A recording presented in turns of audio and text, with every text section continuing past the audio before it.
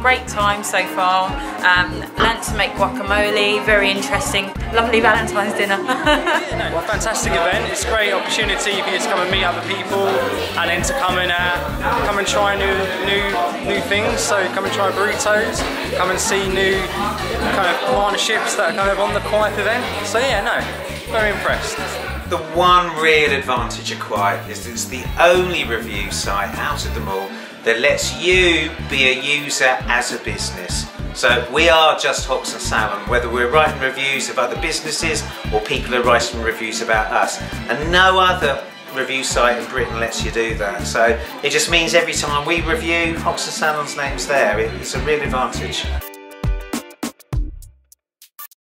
Decided to go with Quipe because we know they're one of the biggest reviewing websites. They have a very great reputation. I'm following them on Twitter. I always see how many great ideas they come up with, and I particularly like their advent calendar in December. It was awesome. I love the prizes every day. But yeah, I think whenever I just look at their website, it's always, the freshest stuff. They're always on the top of the things. They always follow very trendy stuff as well. So whenever they're gonna be a Quipe event, I think it will be a very successful event. So that's why we were so happy to just organize it with them.